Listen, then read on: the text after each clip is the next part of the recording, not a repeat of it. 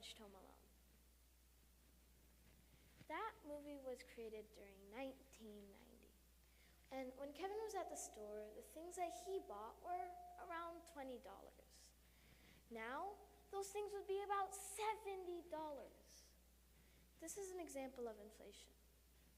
Do you know what causes inflation? It's the Federal Reserve. I'm going to tell you about the Federal Reserve and the inflation it's causing. My father's knowledge of the world and my fascination with real-world problems in history has given me the opportunity to learn about many things. I am grateful for this because I like to help others and the community. Right now, I have the chance to inform you about a harmful organization.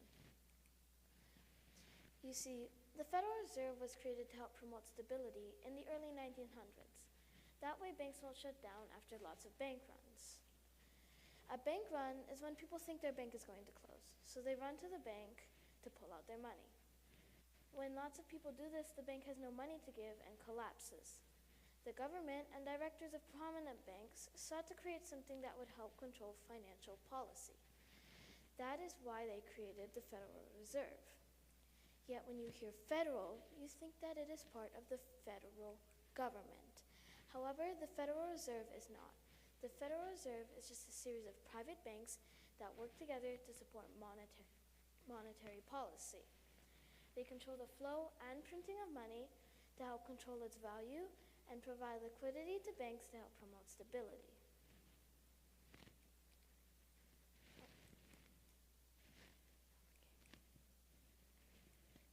Unfortunately, something like this has a byproduct. You may have heard your parents or relatives talking about how expensive it's been getting where they live. This is because the Federal Reserve has been printing an ever-increasing supply of dollars. The impact of constantly printing money is, sadly, the value of it declining. As the dollar's value declines and prices go up, we call that inflation.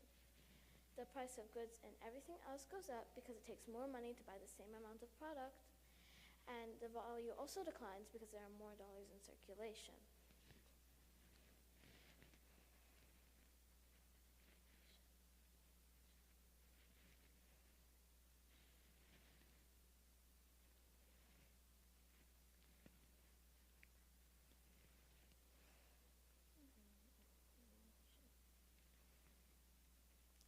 In fact, inflation has rose 7.4% between 2021 and 2022.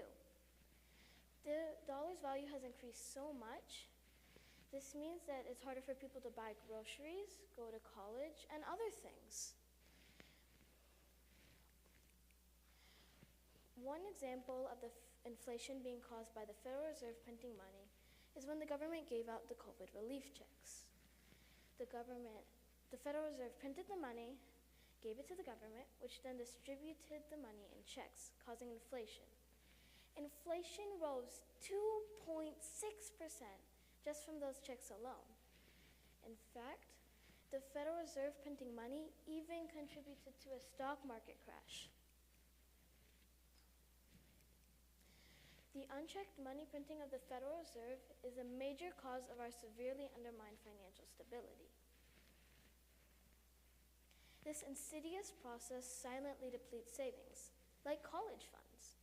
I may want to go to college one day, and if I had saved up $1,000 to go to college, but the Federal Reserve prints more money, the prices of the college would have to go up, because the money they make won't support them as much anymore because the prices of everything else went up. This can disproportionately harm those with limited incomes. If you make $500 a week, and the prices of groceries and everything you need goes up, but your paycheck doesn't go up, you may not be able to afford everything you need. We must actively combat this. You can educate yourself about the Federal Reserve, and once you understand the topic of the Federal Reserve, you can engage in community discussions to help spread the word. You can also empathetically voice concerns to representatives. The government must curb spending and consider closing the Federal Reserve to halt its detrimental impact. Closing the Federal Reserve would bring some much-needed economic stability and end the harmful cycle of inflation. Let's unite to protect our financial future from these destructive policies.